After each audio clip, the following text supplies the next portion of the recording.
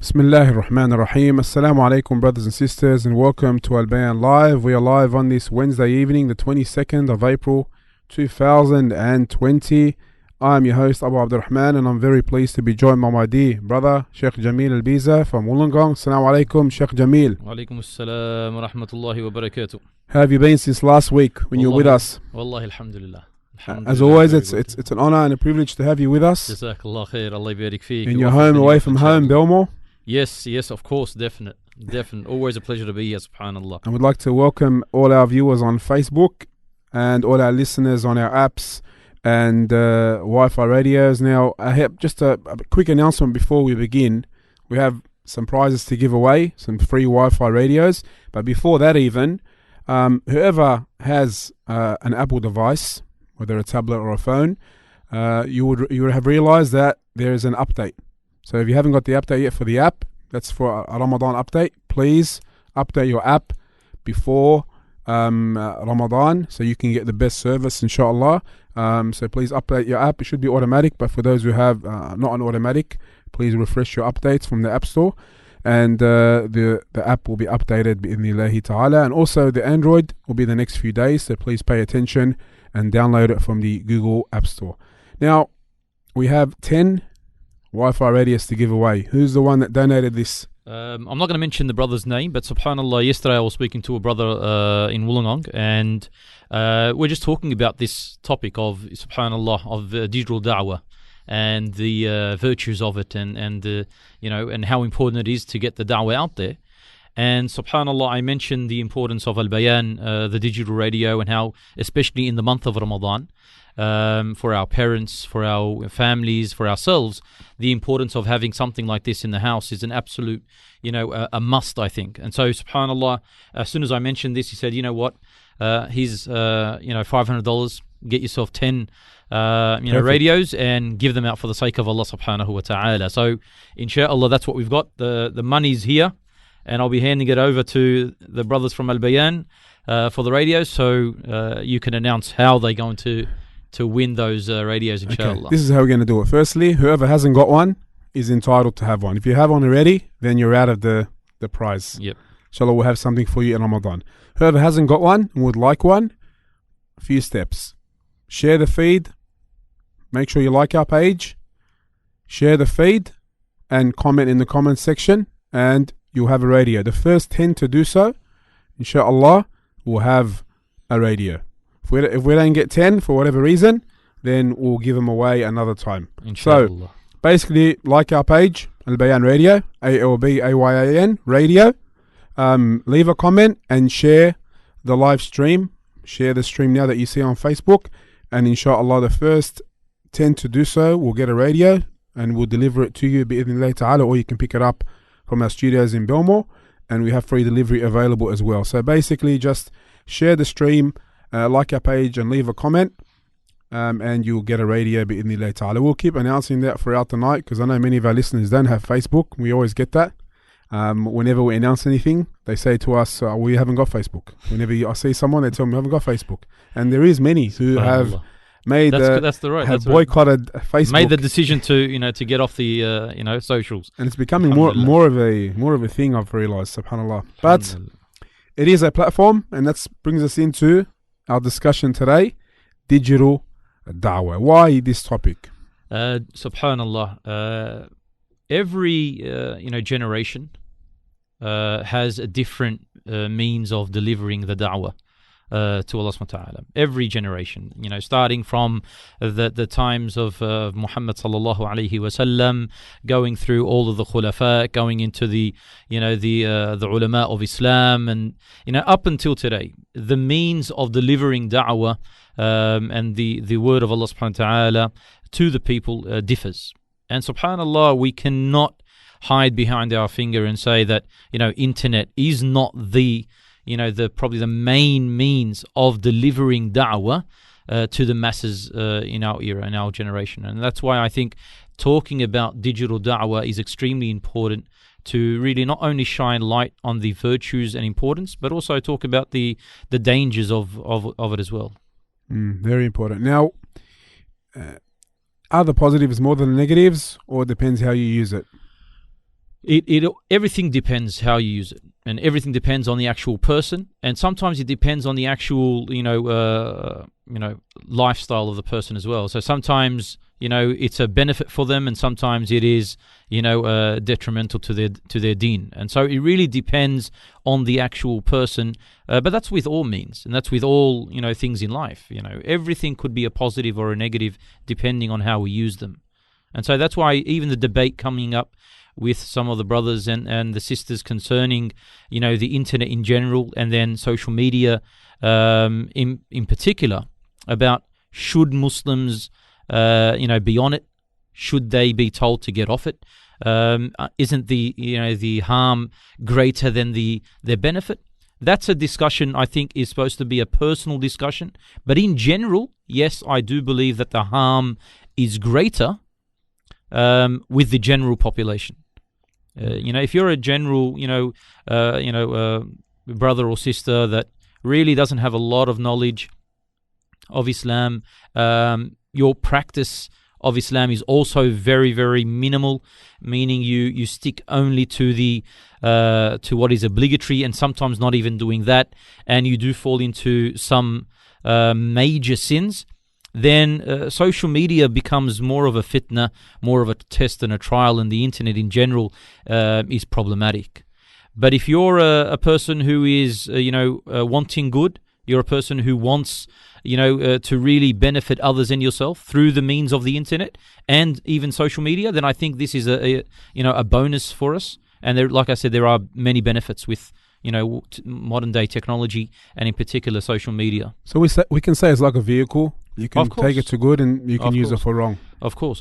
It's a bit more difficult to put it into that category, because the vehicle only has a specific role or job, whereas the social media or internet in general is so volatile and really depending on your mood. It could change from something with great intention to something of a major sin within a few seconds. An example, you might, jump onto YouTube watching a video on, maybe some da'wah video. You've watched something about a certain da'iyah, you really liked his video or her video, so you go into that da'iyah's YouTube site and you're looking at but we know YouTube that it changes from video to video and it automatically gives you recommendations.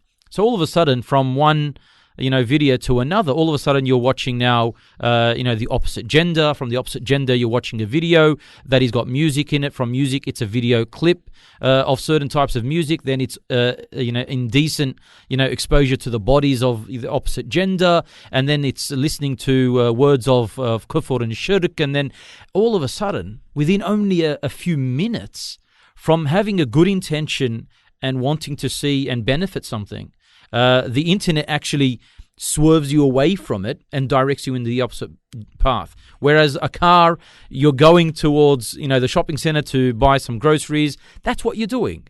It's not like you're halfway down the road and say, you know what, I'm just going to go swing by the bottle-o, get myself some alcohol, or go past a certain shop and get something which is haram. So it's a lot more difficult to put into that bracket. But yes, you could use it for positive, and you could use it for negative, and that's the test. That's the ultimate test. Okay, when starting to discuss digital media, where do we start after this brief introduction?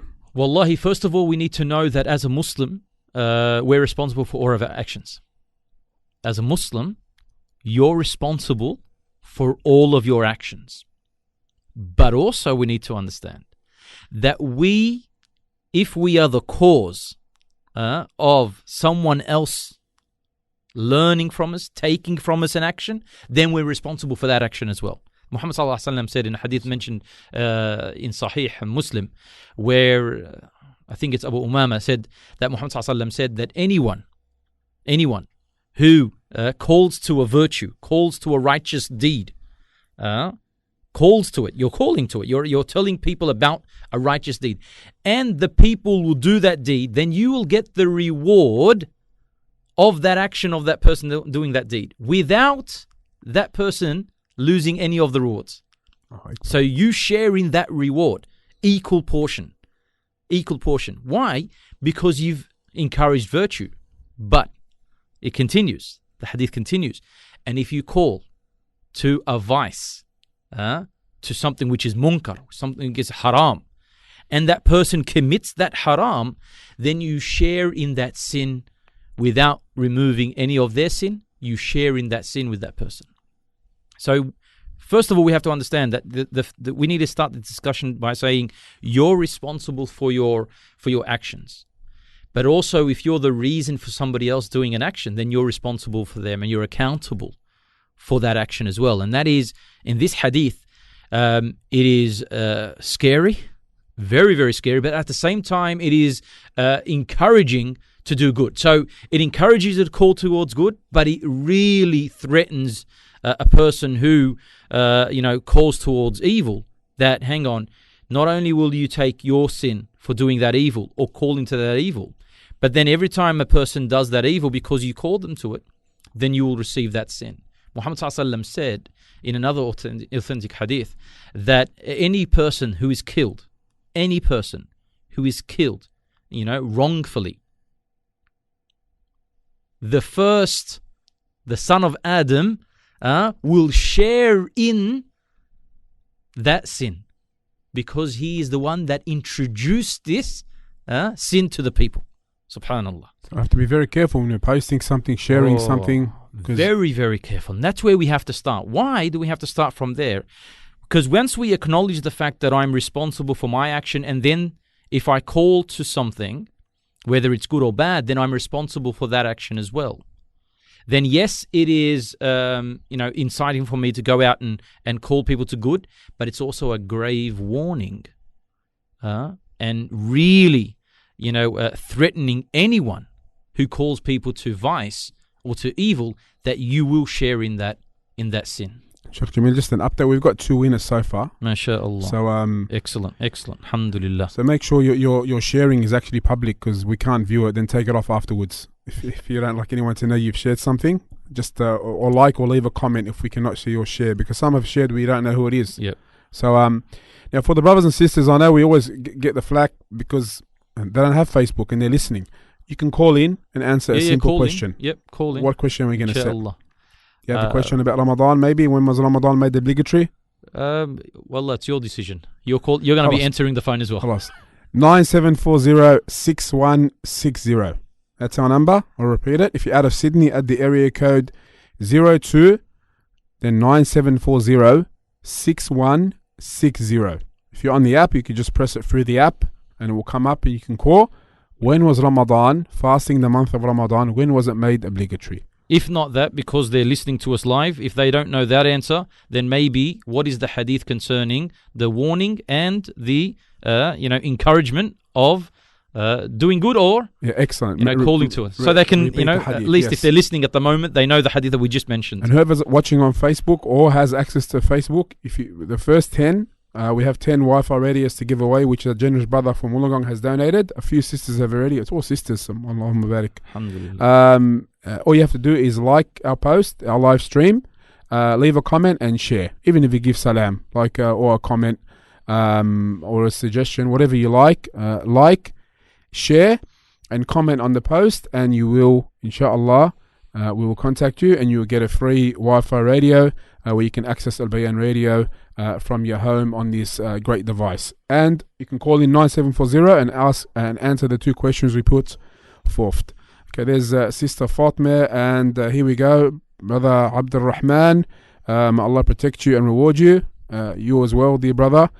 So we're up to 3 now. 3.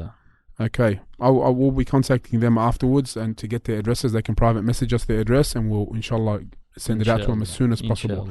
Okay, let's continue. The Sheikh, you mentioned, so whoever initiates a wrong, introduces a wrong, then they will have some share of that sin. Yeah. And the opposite, of course, if you introduce something from good, the mercy of Allah subhanahu wa ta'ala, that and His wisdom, that He's telling you, if you call people to what is good, then what you're actually doing is creating this community of good to live in a positive situation. So Allah subhanahu wa ta'ala is saying that we will reward you for that action.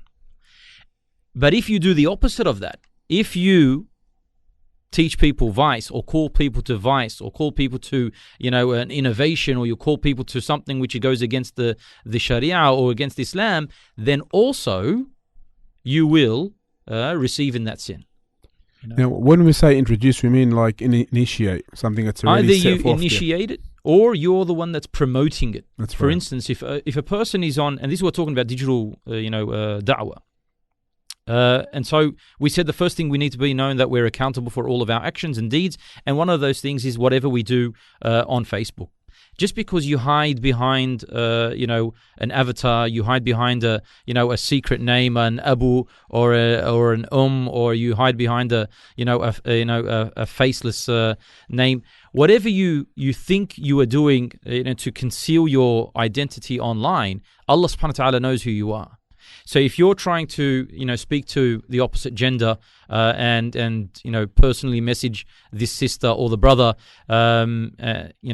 indecently for the wrong intention, Allah subhanahu wa ta'ala knows who you are. If you're writing a message, or a comment or a post that, is, backbiting, which is gossip, which is, attacking the ulama, which is, causing conflict in the community, which is spreading innovations, which is spreading shirk or, anything against the Sharia, whether it is, any of these things that you're doing, if you're hiding behind your computer screen, Allah subhanahu wa ta'ala knows that. And so, yes, you will be accountable for that before Allah subhanahu wa ta'ala. So, we're talking about digitally. So, yes, anything that you do as a Muslim online, even if you think that no one knows who you are and you are hiding behind this screen of yours, Allah subhanahu wa ta'ala knows. And any of the people that are now liking your post or commenting on your post, agreeing with what you are doing, or worse still, they are then spreading what you are saying, or spreading that video that you've published, or spreading that joke that you think it's a joke, but there is indecency, there is fahisha, there is immoral acts, there is everything that you do that is going against the Sharia, and it is a sin in itself. You spreading it, people liking it, people spreading it, you also get that that sin. And it is not like if we go back 10, 15 years before all of this social media frenzy that came out. If I was to sit in a group of 3, 4 brothers, 5 brothers, 10 brothers, or the sisters used to sit in a group of 3, 4 sisters, 5 sisters, and somebody would mention one bit of information about another brother or sister, the worst case scenario, all 3, 4, 5, 6 of the brothers or the sisters take that news and then spread it to one person, or spread it to 2 people, and then it might take months or it might take years for that news to spread to maybe 500 or 1,000 people. So imagine the sin that you would have accumulated. Today with social media, one post, one share could get to millions around the world, millions of households around the world. See, even if the gossip is about a particular brother or sister here in Australia, someone that you know privately, nobody else knows them. But the fact that you've now, opened up secrets, or you've opened up information, or you've, uncovered a sin, or, removed the actual, hurmaniya of someone's honor, and spread it all over Facebook. Even if the person doesn't know that brother or sister, that's still classified as being a sin, and you get that sin. And of course, the opposite of that is true. If you do that with anything that is good, then you get the hasanat. And that's what we're trying to focus on. We're trying to be a little bit more positive. That is the negative side of the digital, da'wah that we've got to be very, very, scared of. And in particular, when we're talking about da'wah, because that's talking about generally what people post. Now we're talking about brothers and sisters who are actually wanting to give da'wah. And I think that's where we should, try to focus, because it is the month of Ramadan coming up very, very, soon. And many of the brothers and sisters, those who even, before might not have ever, pushed out any kind of Islamic teachings or, lectures or any kind of, videos or comments or, posts for mashayikh or du'at. So this is when they start to do this. And so this is what I think we were going to be focusing on a lot more today on, right, what do I do? How do I do that? And what are the dangers of doing that without, of course, the principles of sharing da'wah? Barakallah fiqh, Sheikh Jamil. Now the giveaway is still going. To make it easier for us, please, not only do you have to like the post, you have to leave a comment, even if it's just give us salam, whatever it may be, and share. Like, comment, share. 3 conditions there. Some have shared but not liked and commented. You have to comment, so it can make it easier for us, because we got a lot of likes. A lot of people have liked the post already, but they haven't shared or left a comment. So like, share, and comment, inshallah. And whoever does not have Facebook, call in 9740-6160. If you're out of Sydney, add the area code 02-9740-6160 and answer the question, when was Ramadan made obligatory? And also, what are the consequences of calling to an evil, as Sheikh Jamil mentioned, calling to an evil or promoting a good, as Sheikh Jamil mentioned before. Okay, for those who want to give da'wah, what do they need to pay attention to? Okay, first and foremost, this is the general rule for anyone wanting to give da'wah. Then you need to have some knowledge of what you're promoting. Some knowledge of what you're promoting. Or, number 2, you have absolute trust in the person that you are pushing out their information. I'll give you an example. I'm not a student of knowledge and I don't know much about Islam. But I sit with a certain sheikh and I trust this sheikh's aqeedah. I trust this sheikh's information that he gives. I know that this sheikh has studied well under reputable, instructors of the deen or, scholars around the world. I know this person. So when I, read an article for them, I don't know exactly, because I'm not a knowledgeable person, I'm not a student of knowledge, but I know that sheikh. So when I push out a post of his or hers, of the da'iyah, then I am, safe to say that I'm, alhamdulillah, promoting something which is good. But if I have no information about the person who's promoting this information, and myself, I don't have the knowledge, I'm not a student of knowledge, then I need to be extremely careful when pushing that out. Because the first principle of calling to Allah is knowledge. To know about Allah subhanahu wa ta'ala is the first principle. So either I know of Allah subhanahu wa ta'ala, and that is why I follow the teachings of Muhammad sallallahu alaihi wasallam when he says, then portray of me or propagate of me, even if it is one verse. So what I know of Allah subhanahu wa ta'ala, guaranteed, then I can promote that. And so if I read an article and it sounds very, very nice, beautiful, emotional article, Allah's mentioned, Muhammad sallallahu alaihi wasallam's mentioned, some of the companions are mentioned, but there is no referencing to any of the ahadith. There's no referencing to any of the verses of the Quran. It is just, words being put together, even though eloquently and beautifully, but I'm not sure. But it sounds really beautiful, so I just push it out. The danger here is either there's misquoting of Allah subhanahu wa ta'ala's Quran. That in itself is a problem. Then you have also misquoting Muhammad sallallahu alaihi wasallam sunnah, or worse still, promoting a hadith which the ulama have said this is a fabricated hadith, meaning it's not a hadith. It's a lie upon Muhammad sallallahu alaihi wasallam. So the first principle, we must have knowledge. Either I have knowledge, and that's why Shaykh al-Islam ibn Taymiyyah, he said there are 2 types of mujtahid. 2 types of mujtahid. There's mujtahid in Islam in a scholarly sense. This person has a level of Islamic knowledge in the Arabic language and the knowledge of the Quran, the knowledge of tafsir, knowledge of fiqh, the knowledge of usul, all of that knowledge to get to a stage where he can then derive rulings and fatwa to then guide the ummah. That's a mujtahid. The second type of mujtahid is us. Basically, we do ijtihad of who do we then emulate and follow. So which sheikh do I follow? I have to have ijtihad. I can't just say, I like the way this sheikh speaks, so I'm going to follow them. I need to actually go out there and search and ask and really find out these mashayikh, these du'at, are they upon the truth? Are they upon the haqq? Can I then follow them? So when I've done that, that's my knowledge part. And so alhamdulillah, if you have that knowledge, then you can start spreading out. Why? Because if you do not, then you might fall into a grave mistake. I've noticed on Facebook many brothers that I know personally that, mashallah, are upon Ahl Sunnah, meaning generally they know what they're upon, and they were pushing out an audio clip, a video clip of one of the sheikhs or callers, propagators of the Ahbash. Why? Because what the person was saying was very emotional. Very emotional. Qala Allah, Qala Rasul, but in a storytell, and it was very emotional. Whoever listened to it knows the Arabic language and liked what they heard, and they started promoting it.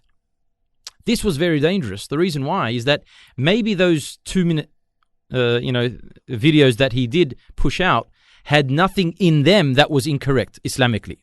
But subhanallah, what I noticed, the same clips that were being made by this individual was then seen by other brothers and by other sisters. Then the people went into the actual site and started looking through all the other videos. Yes.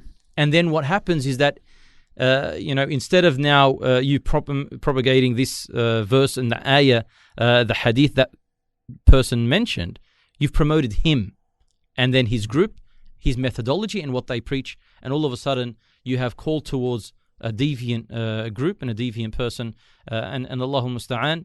This happens a lot in our time. We have a question we'll get to, inshallah, so that and pile up. Assalamu alaikum, Sheikh. What if you give advice and the other person doesn't accept and gets angry and says he wants to do what he wants to do, and he says he wants to do what he wants to do? This is between husband and wife, and sometimes it's when listening to a hadith religion they start getting angry, and they pray as well. Okay, this is probably a married couple. Married couple.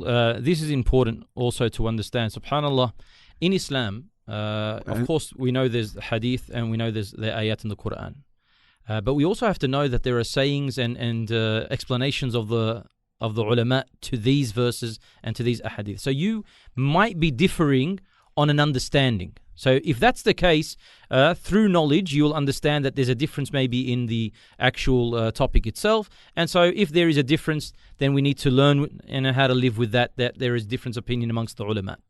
If the person, is a person who prays and mashallah, they're upon Islam, but they're doing an act which is wrong, and you've advised them through a hadith or a verse in the Quran that what you're doing is against Islam, and this is the proof for it, and they tell you, look, don't talk to me, I do what as I please, you have to understand, first of all, you've done what you have to do.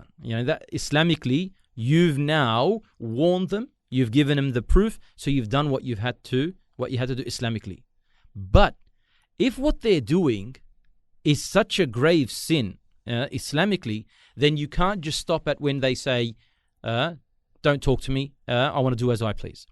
You need to continually give da'wah, but in the way that Allah subhanahu wa ta'ala commanded, bil hikmah wal maw'idat al hasan. So there are different ways of giving da'wah, especially when it is from the wife to the husband, or from the husband to the wife, or the wife to the children, or the husband to the children. Because to each person it is different, and you are the best person to know how to talk to this individual. So if the sister's speaking, how do you talk to your husband? If you know that your husband, even for the simplest of things, he doesn't listen to you. He's very stubborn or arrogant in certain things. He's not going to listen to you, but he does listen to his sheikh. So I would talk to the sheikh to get the sheikh to speak to them. Or he does listen to his father, or he listens to his mother, or he listens to your father, or to your mother. Then I will go outside the realm of the house, and I will speak to those that he respects and those that he would listen to. Why? There is no greater favor of Allah subhanahu wa ta'ala upon us than to live in a household that everyone is following the commandments of Allah subhanahu wa ta'ala. And our job as Muslims is to allow our households, our families, to be as close, or to get as close to Allah subhanahu wa ta'ala as possible. So this is not a seasonal thing that we do this only in Ramadan, or we do this only on Fridays, or we do this only on certain times of the year. No. Calling to Allah, propagating Islam in your household, from the wife to the husband, from the husband to the wife, the children as well, and the parents. This is a constant thing. So don't give up just because you've tried and it hasn't worked. Nuh alayhi salam tried for 950 years. And for the majority of his community, the da'wah did not and was not accepted by them. It didn't mean that he stopped. He didn't give up, and he continued even with the closest people to him. Ibrahim alayhi salam with his father. Muhammad sallallahu alayhi wasallam with his uncle. Do not stop giving the da'wah because the person rejected or because the person did not want to accept. Know that your sincerity to Allah subhanahu wa ta'ala and your sincerity in propagating what you believe is to be right, Allah subhanahu wa ta'ala will reward you. That's going to occur. But Allah subhanahu wa ta'ala will then safeguard your family because there is someone in that family that is تَأْمُرُ بِالْمَعْرُوفِ وَتَنْهَى الْمُنْكَرِ. If the husband, alhamdulillah, agrees of someone, alhamdulillah. If not, your job is to continue giving that da'wah. If that action is an action that takes them out of the fold of Islam, then I would seek advice from the mashayikh for that personal problem. But if it is a sin, or even if it's a major sin, and it is hidden between him and Allah subhanahu wa ta'ala, or it's hidden between him and Allah subhanahu wa ta'ala and yourself, then I would help one another, trying to stop that, trying to get over that, and then inshallah Allah subhanahu wa ta'ala will support.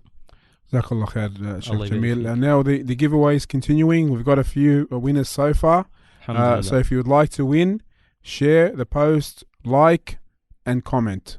Share, like and comment. Some have done one without the other, so you have to share, like and comment the live stream now on our Facebook page there, Albayan Radio. If you haven't got Facebook, you can call in 9740-6160.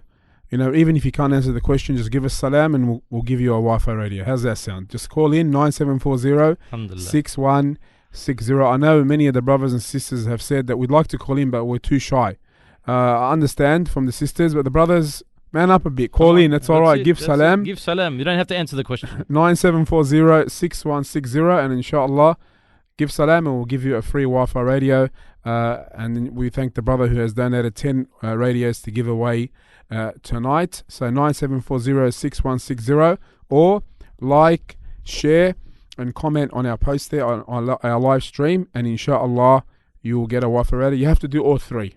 You can't do one without the other. Inshallah. Barakallah fikum. Now, we mentioned that for us to give da'wah, especially those involved in da'wah, you need, firstly, knowledge. Yep. What else do you need? Before, of course, accompanied with knowledge, accompanied with everything that we're going to be talking about, you need sincerity. Ikhlas. That's ikhlas.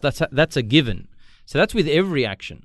That's with every action that we do. So the knowledge is there, of course, coupled with the ikhlas. The second is that we need to know our audience.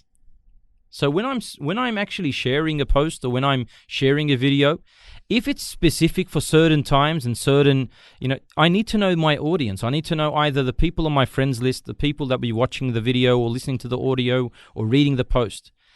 We need to understand that, yes, internet is very vast, meaning the friends list of yours might be a mixed batch from different parts of the world, different levels of knowledge, different levels of understanding. Even in the one person, you might have different people from different methodologies, but you need to know your audience. So when you're giving da'wah, this is extremely important to know where is your audience at, either knowledge-wise or understanding-wise.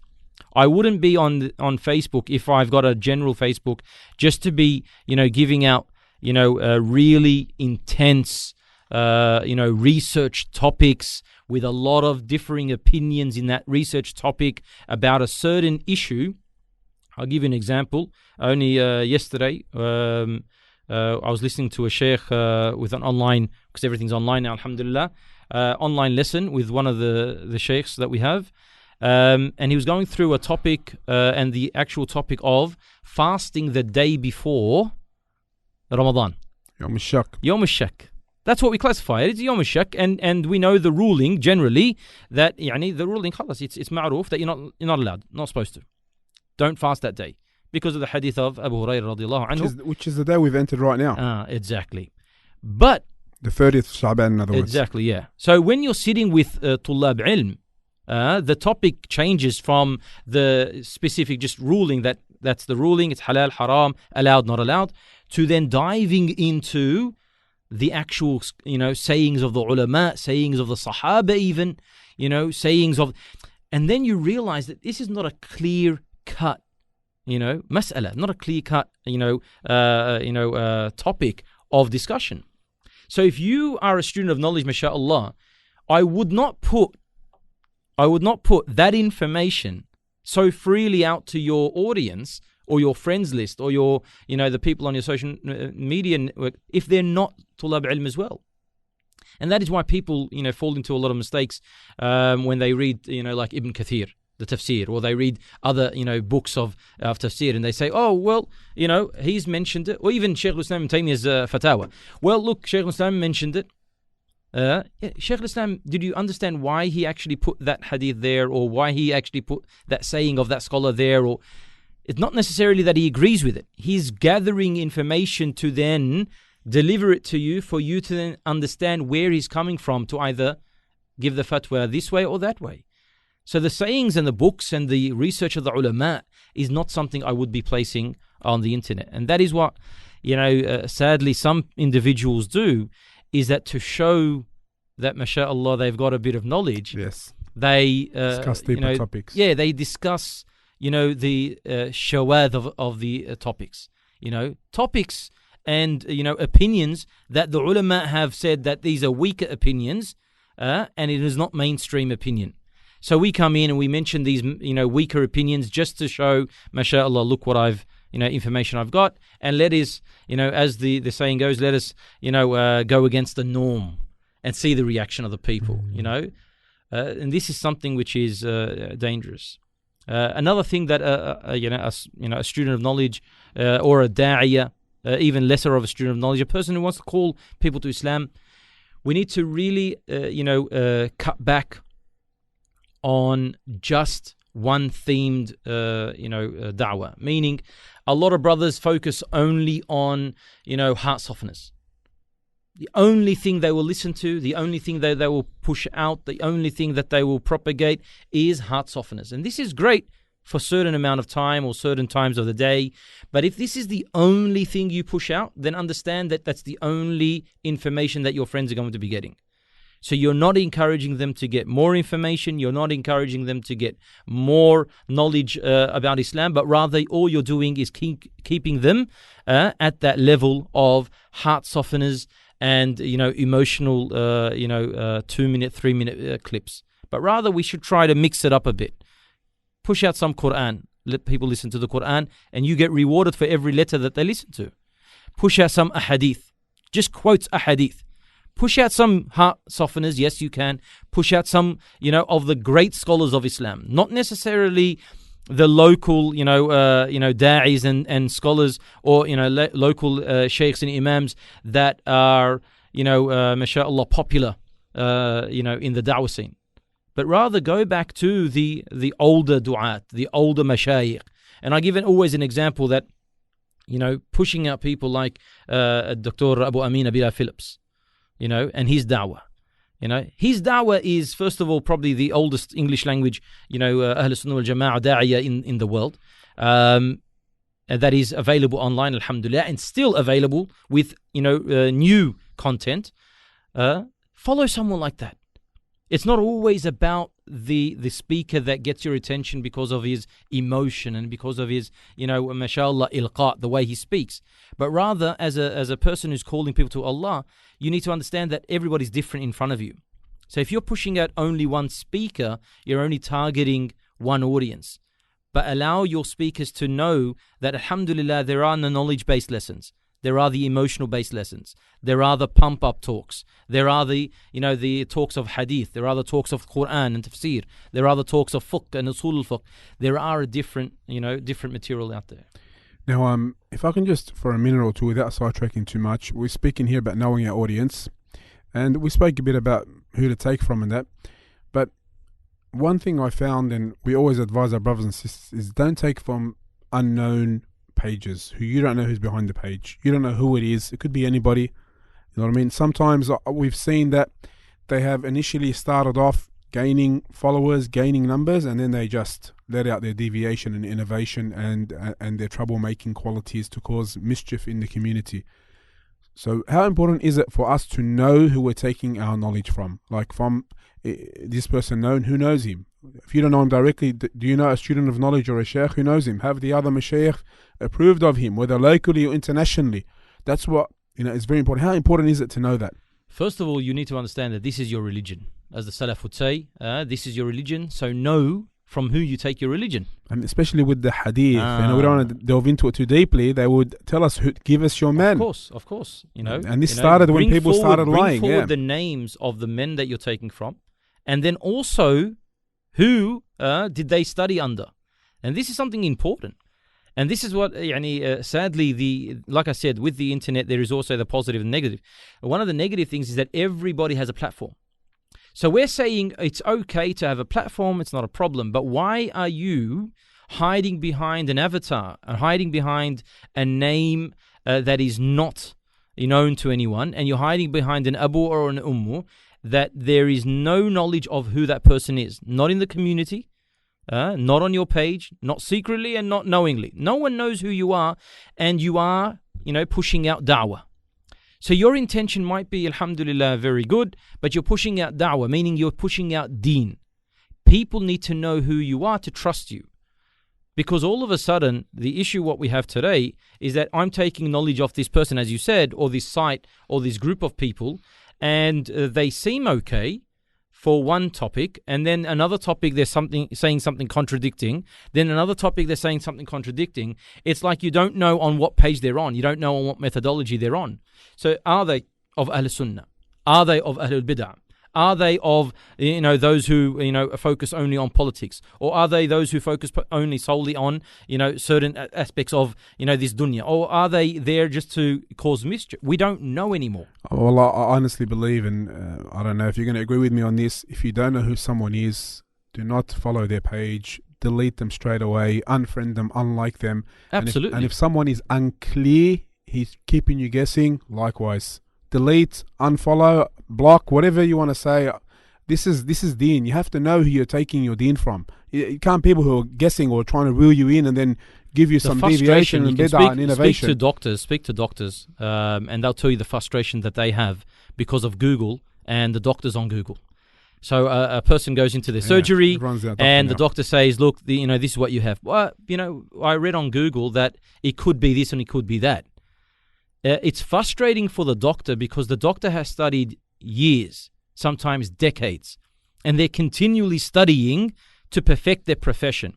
For them to then try to treat you in the best possible manner. And you are standing right in front of them physically, and they're giving you their advice, and you're saying, well, I've read somewhere else on Google. Who is that person that wrote it? We don't know. Anonymous. It's anonymous. So imagine this is with your body. The professionals are saying this is not only, basically kicking them in the guts, but it's also very, very dangerous for your mind and your body. We're saying this is your deen. This is what takes you to either heaven or hell. How could you rely on people that you don't even know who they are? And we all know the stories of what happened with, the online, Jewish young boy in America who started, basically, drawing in all of these young Muslims with his, jihadi rhetoric. And all of a sudden turns out to be, a Jewish kid in New York City. He's only 18, 19 years old. They caught him. But how many brothers and sisters are in jail today because of that person? Or in a country where they don't know what's happening, or they've already been killed because of a person they didn't know who they was. He's an abu or an ummu on Facebook because he said a few things that people enjoyed, a few words that people agreed to, emotionally based speech. They followed him. They didn't know who it was.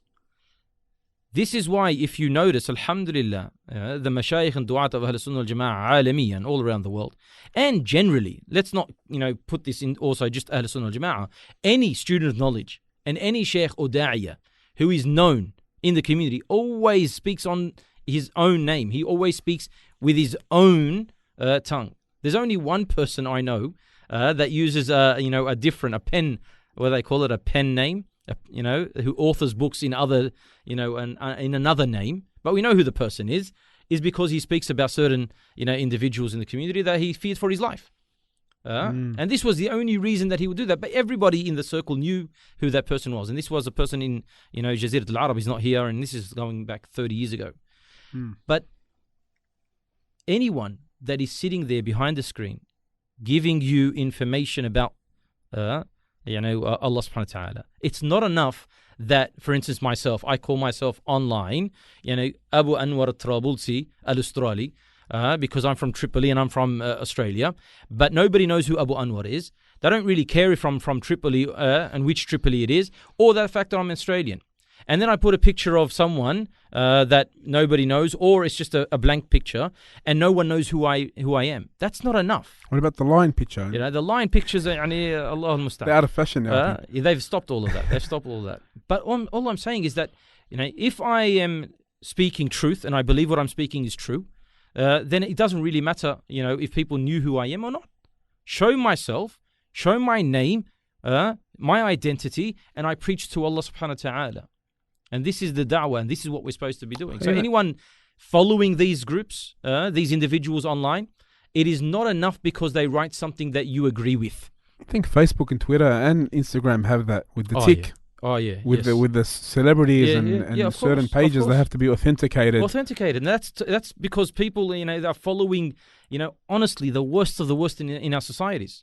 Some du'at and mashayikh have that tick, but the majority of, these ticks go to, politicians and celebrities and, football stars and soccer stars. Our Islam is dearer to us than any of this dunya.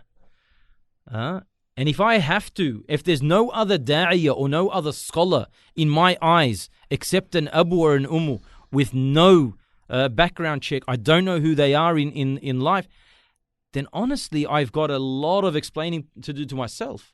If I can't find a scholar or a sheikh or a da'iyah that I could trust and sit with in real life, first and foremost, and sit at their feet for my da'wah, or at least online, and I know who they are, then what have I left for the da'wah of the world? Allah subhanahu wa ta'ala has not allowed and will not allow this da'wah, this deen of Allah subhanahu wa ta'ala to be led by fools or to be led by ignorant individuals. We are only tools that Allah subhanahu wa ta'ala uses us to propagate His deen. And Allah subhanahu wa ta'ala, alhamdulillah, has never left this world without a propagator of the deen, without a nadhir, without a person that will actually warn, and an actual person who would invite to Islam. Now we have discussed some of the conditions when giving digital da'wah. We mentioned knowledge, we mentioned sincerity, and we mentioned knowing your audience, and we just mentioned knowing who you're taking from if you're learning online, since it's a side topic there which related to the other one. What else do we have? If we stick to that, honestly, we don't want to, like I said, we don't want to go into too much detail. The problem is that majority of us, as I said, the majority of us are seasonal when it comes to this. And some of us are part-time, propagators of the da'wah, meaning that I don't usually push out anything Islamically, but when I read something that I like, I'll push it out. When I see something that I enjoyed and I feel that there's a benefit, I push it out. We're not actually, going onto Facebook or social media for that purpose. So if you're a person that's going on Facebook just for that purpose, alhamdulillah, we can safely say that inshallah you're in good.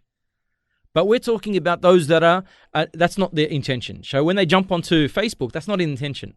Their intention is not to go onto all these da'wah pages and, benefit pages and start pushing them out Islamically. They're just going onto their page and they're scrolling down the movies. Some of them make them laugh, some of them, indecent, some of them songs, some of them, even worse than that.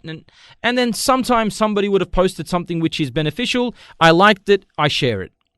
So we're talking about these brothers and sisters because these usually, the brothers and sisters, will only post what they think or assume that is beneficial to others because they benefited from it. And that's why we're talking about, you need to know what you're sending out. That's extremely important. Whenever we're pushing out something which begins with the Prophet ﷺ said, then you can't just push it out just because it sounds authentic to you. You need to actually verify. If you can't, then don't send it out. If you think you benefit from it, then leave it as a background knowledge. that's you've taken. But do not push it out, because there is a huge risk that, especially nowadays, sadly, that this is not even a hadith. Many times, WhatsApp messages have got to me, or brothers or sisters will send me in our WhatsApp message or a Facebook post and say, Sheikh, is this an actual hadith? And it turns out to be, either extremely weak or fabricated. But it just sounds good. It just sounds good. And so they publicize it. So we're talking about the brothers to say, look, when you're pushing out things like that, it's a safe thing to do, honestly. And I tell the brothers, mostly the ones that aren't really in touch with, Islamic knowledge per se, is that either push out something from a reputable site that is known for da'wah, either from a da'iyah, that you know personally or you know of, and that's verified. Not pages that say, in Arabic, they say, muhibbin sheikh fulan fulani. Those who love so-and-so sheikh. For instance, there's a world-famous da'iyah who's a Salafi, alhamdulillah, upon Ahl Sunnah al-Jama'ah. But the ones who made the site are only people who like and enjoy his things. They're not upon that. They just like listening to him. And so they'll add onto their own site, things that are in accordance and things that aren't in accordance. You mentioned the Salafi. Inshallah, in Ramadan, we are going to have a lesson, because many people are asking, what is the Salaf? Who is a Salafi? Yes, who is someone who is upon the way of the Salaf, whether they claim to be, or who are the true followers of the way of the Salaf, because it's confusing some people. And alhamdulillah, every once in a while we do clarify it, but I think in Ramadan we have to have a lesson with you regarding that confusion. That for me, just on a side note, that confusion is a good sign. And the reason why I say that is that because the people are asking. That's good. When people start to say, hang on, but what does that mean? Now they're listening. And it's important for anyone upon Ahl Sunnah wal Jama'ah and upon the understanding of the Salaf al-Ummah in their creed and the methodology to actually make that point. It's not something that, you could just claim, and then that is enough. And I always say this, and I'll say this again on the radio to be, I think, as evidence, for myself and for the Rabita, the actual organization of Ahl Sunnah wal Jama'ah. And this is something that our leaders teach us, that our Amir teaches us, and that's something we hold very dear to our hearts, to show you that our leaders, alhamdulillah, are not, dealing with asabiyya, with, partisanship, that this is just us and we're a certain sect or group or hizb. And this happened to me. So I'm saying as a first, this is what happened to me in my presence with the actual Sheikh. The Amir of Ahl Sunnah wal Jama'ah in New South Wales, Sheikh Khalid Isa. We were sitting in a meeting, and I think maybe you were there, Sheikh Abu Abdurrahman, that we were sitting in a meeting and we were talking and discussing about the methodology of Ahl Sunnah wal Jama'ah. And we're talking about the importance of the methodology and the propagation of Ahl Sunnah wal Jama'ah. And I said something, and I will say this, that I said that inshaAllah, our beloved Sheikh, that our wala, that our loyalty is to Ahl Sunnah wal Jama'ah, to the Rabita, to the actual organization of Ahl Sunnah wal Jama'ah. And he turned to me and he said, Ya Jamil, my son, our wala is to the truth. Our wala is to the truth. It's not to organizations in per se. It is to the truth, and that is what we follow. So we are always in looking and searching for that truth. If it is with Ahl Sunnah wal Jama'ah, that's what we're searching for and propagating, and that's what we defend. And if it is with someone else, that's what we defend. This is our teachings. This is our scholars. These are our ulama. These are our mashayikh. These are our amir. That teaches that our job in our dunya, in this life of ours, is to propagate towards what is haqq. And sometimes it's with us and sometimes it's not. But our job is to always look for it, search for it. As the ulama said, and as mentioned by Muhammad sallallahu alaihi wasallam, that the haqq is that lost property of a Muslim. And when he finds it, grabs hold of it. Yes. That's what we're doing in our life, and this is part of the da'wah. The digital da'wah is that we're not only giving this da'wah out, but also searching for it, looking for it, because this is our means of da'wah in today's day and age. We have a question here from our sister Omar. She says, what is our duty after we have come across posts on social media that are supposedly meant to be raising awareness about issues in the community, but have some doubtful concepts, written by eloquent men or women?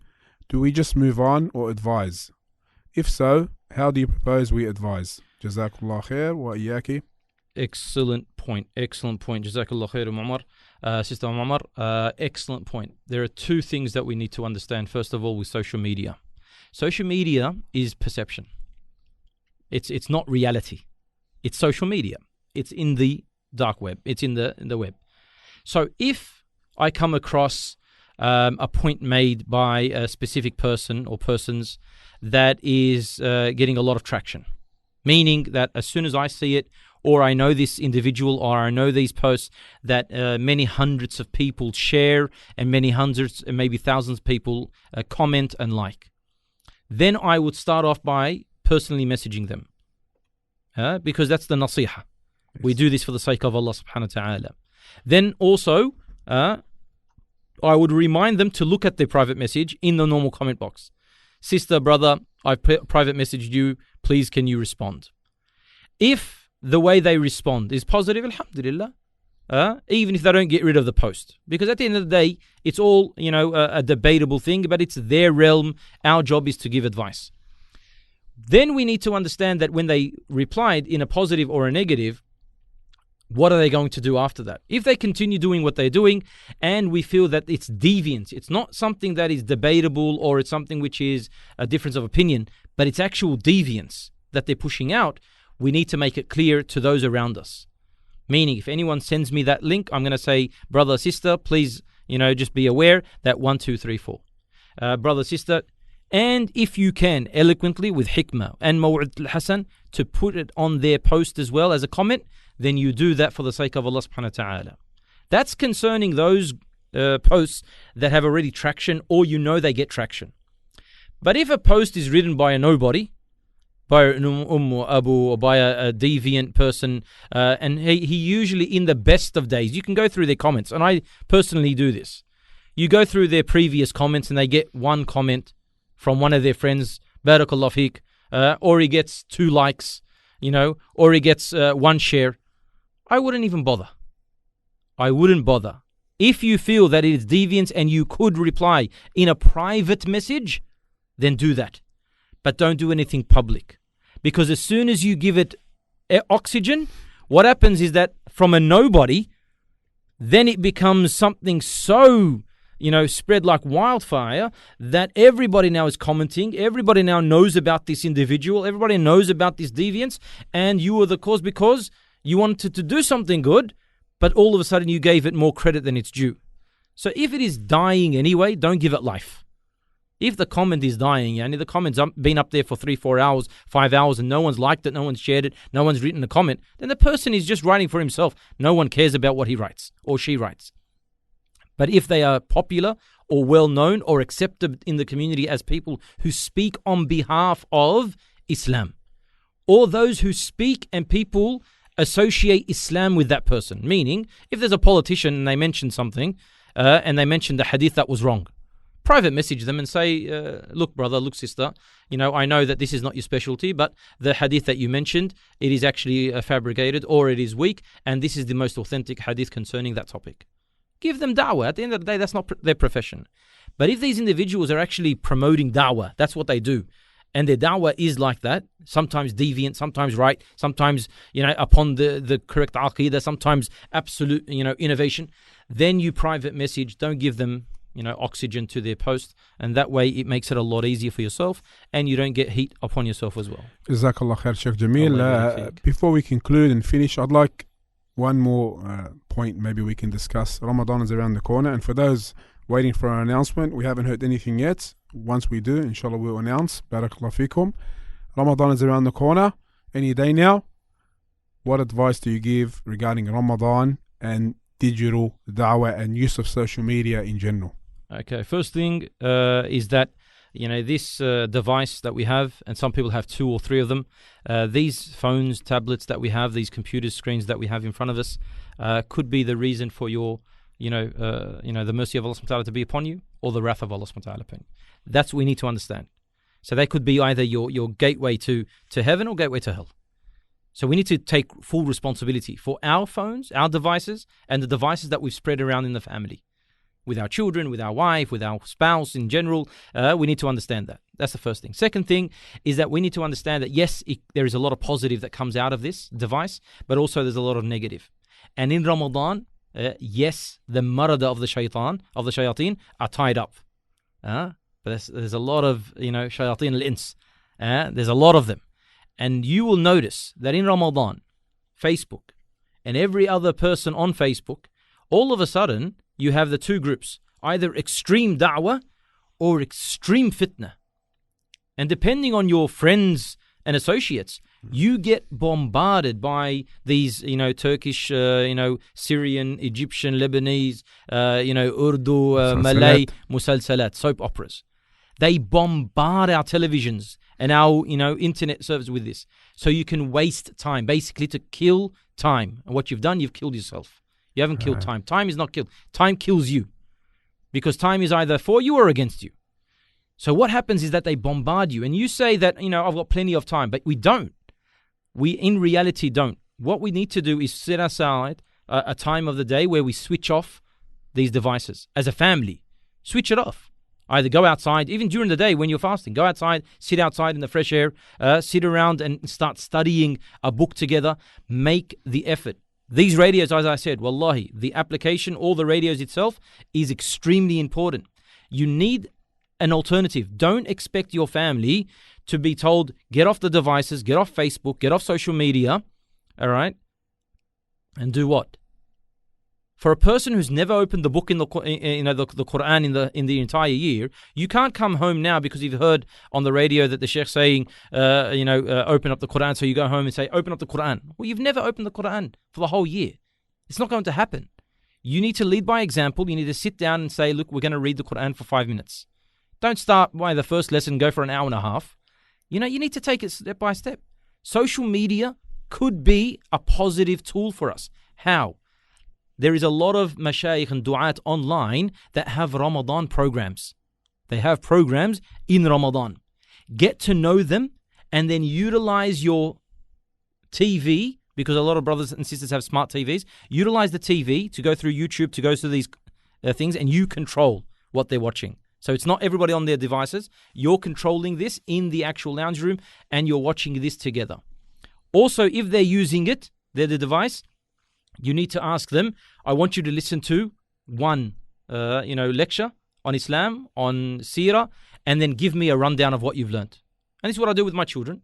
I tell them, look, you can use your tablet, you can use your iPad. Come here. All right, this is what you want. I want you to watch. After finish watching it, come back and tell me, what did you learn from that? If they mention 1, 2, 3 things, alhamdulillah.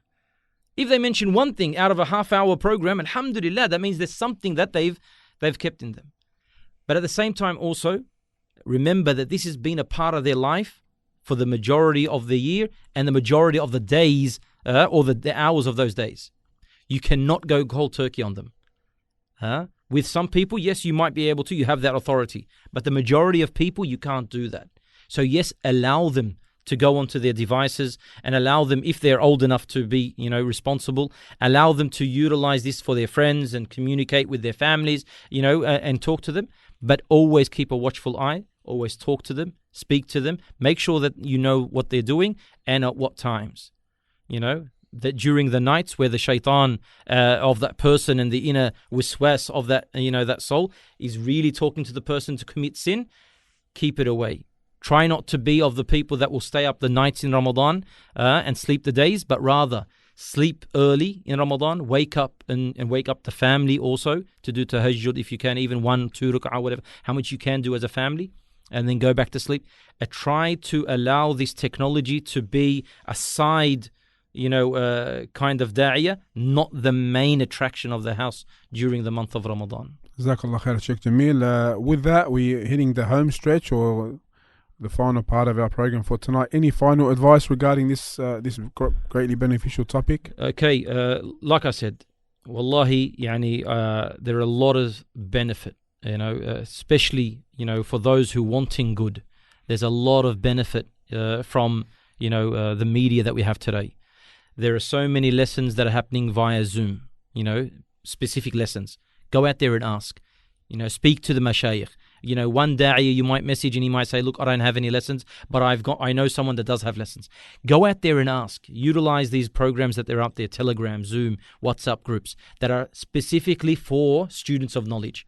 Also utilize the internet. There are a lot of websites that are out there. If you open them, like Islam Way and others, that if you go there, and Zad and Islam Info, if you go there, there are actual sections where it's knowledge-based lectures, audio, and some of them visual videos, where you can start from the start of Ramadan and listen to different sciences of Islam throughout the whole day. You might put yourself a timetable and say from, after iftar until Taraweeh, I'll be watching, or till I start my own Taraweeh, I will be watching a lesson on fiqh. So till the end of the Ramadan, you've heard at least 45 minutes times 30, hours of lessons in fiqh. From 12 o'clock to 1 o'clock in the afternoon, I'll be listening a lecture series on tafsir. I might start from the start of Baqarah. I might only get, halfway through. But alhamdulillah, I benefited so much. And do the same with seerah, and do the same with usul. Do the same as knowledge-based. By the end of Ramadan, you're not going to be a student of knowledge. You're not going to be an imam or a da'i or a sheikh. But what you are going to become is a person who tasted the beauty and the sweetness of actual structured knowledge that is being given to you. And there is many languages. Don't think that I only know English, there's no lessons. There are specific lessons in English by ulama in the English language. Go out there and look for them, and inshallah, by the end of Ramadan, your situation is better than the start of it, and that is proof that your Ramadan is accepted. That is proof that your tawbah is accepted. That is proof that inshallah you are of those who benefited from Ramadan and you've become one of those who are pious. That is proof that Allah subhanahu wa ta'ala has inshallah answered your call. These are all burhans, these are all dalils, proofs that Allah subhanahu wa ta'ala has accepted you, had mercy upon you, and allowed you to get closer to Him through the month of Ramadan. Jazakallah khair, Sheikh Jamil, for this insightful topic that you addressed tonight. All those who, alhamdulillah, we have a few, all those who liked, shared and commented, inshallah we will be contacting you for your address so we can mail out your free Wi-Fi radio. Thanks to the brother who donated 10 radios tonight. Those who are in Sydney, we'll deliver them as soon as possible, bi'idhnillahi ta'ala. Once again, I'd like to thank Sheikh Jamil and all our brothers and sisters watching and listening. And until next time, Allahu a'lam, wassalamu alaikum wa rahmatullahi wa barakatuh. Albayan Radio, the voice of Ahl Sunnati wal Jama'ah.